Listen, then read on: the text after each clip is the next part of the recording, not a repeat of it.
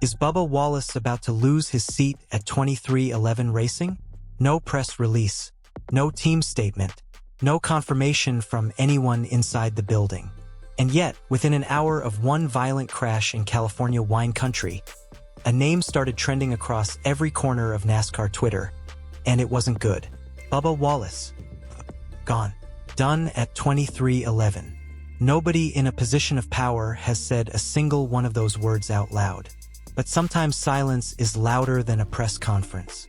Stick around, because by the end of this video, you're going to understand exactly why a single qualifying wreck at Sonoma Raceway turned into the biggest whisper campaign in the sport, and why the truth might be far more complicated than the rumor.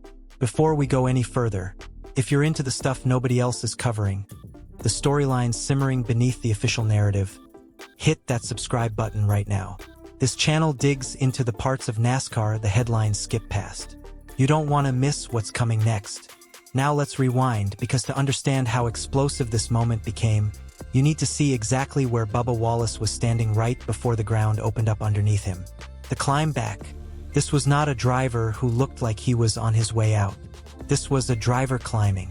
Roll it back to Michigan, June 7, 2026. After weeks that Wallace himself admitted had been brutal, he described it bluntly as a stretch that felt like pure misery. The number 23 Toyota crossed the line in third. His best result of the entire season at that point, across 15 races. It was the kind of finish that quiets doubters. Then, 2 weeks later, San Diego. The street course at Naval Base Coronado. And this is where the story gets almost unbelievable. Early in the race, a loose will sent the 23 car spiraling 2 full laps down. 2 crew members would later be suspended by NASCAR over the mistake. By any normal measure, that race was finished before the halfway mark. Except Bubba Wallace didn't accept that.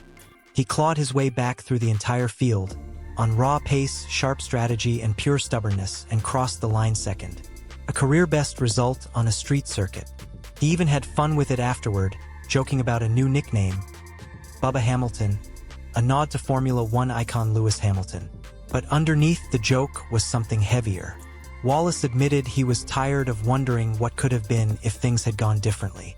That kind of honesty doesn't come from someone coasting. It comes from someone who knows exactly how close he is. That second-place run pushed him up to 11th in the points. Back-to-back top fives. A driver trending in the right direction, sitting comfortably inside the playoff conversation. And then Sonoma happened. The crash that changed the conversation. Qualifying. Group 2. Wallace's first lap was strong. Over 1 minute and 15 seconds. Good enough to sit provisionally inside the top 10. He'd already flashed real speed in practice, clocking the 4th fastest lap in the field. Everything pointed toward a strong starting position. Then he pushed for more on lap 2. Coming out of turn 9, the car drifted just wide. The left rear caught the gravel, and in an instant all grip disappeared. The Toyota spun a full 180 and slammed nose first into the barrier between turns 9 and 10. Wallace climbed out on his own power. The car did not. The damage was too severe to repair within NASCAR's rules, which meant one thing: a mandatory trip to the rear of a 36-car field. He wasn't alone in that penalty box. Eric Jones and Noah Gragson joined him after their own unapproved repairs, but that was cold comfort.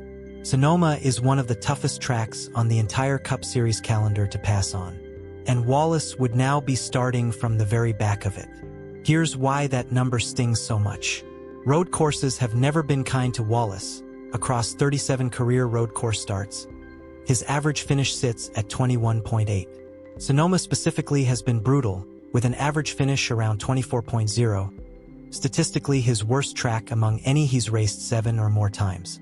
And in 2026, there are only 4 road course races on the entire schedule. Every single one carries double weight. Wasting one before the green flag even drops is exactly the kind of moment fans and analysts pounce on. The rumor machine starts spinning. The crash was barely an hour old when the speculation ignited, not from any official source, but from the place where NASCAR's unofficial storylines always seem to catch fire first: social media. One rough week became 2. 2 became a pattern.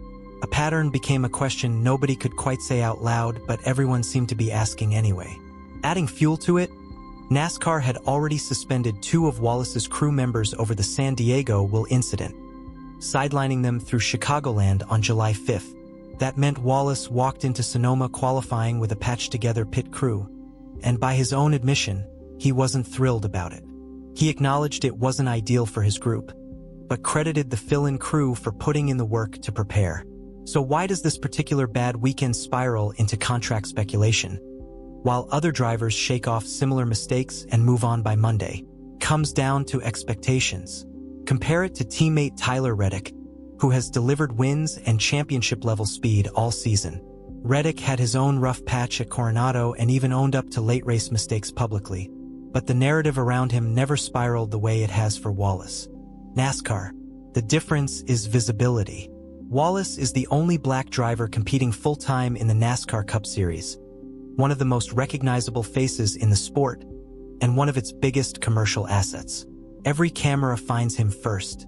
Every mistake gets amplified in a way it simply doesn't for other drivers. As one industry voice put it, the real question isn't whether Wallace is good enough. It's whether the weight of expectation around him has grown so large that no single result could ever fully satisfy it. The money says something different. Here's where the rumor runs headfirst into a very inconvenient fact. Nobody with actual money on the table is acting like Bubba Wallace is on his way out. Upper Deck just unveiled a Space Jam-themed paint scheme for the number 23 car, set to debut at Chicagoland on July 5th, a tribute to the film's 30th anniversary and a nod to co-owner Michael Jordan. That's not a small marketing footnote. That's a marquee, high-visibility sponsor activation.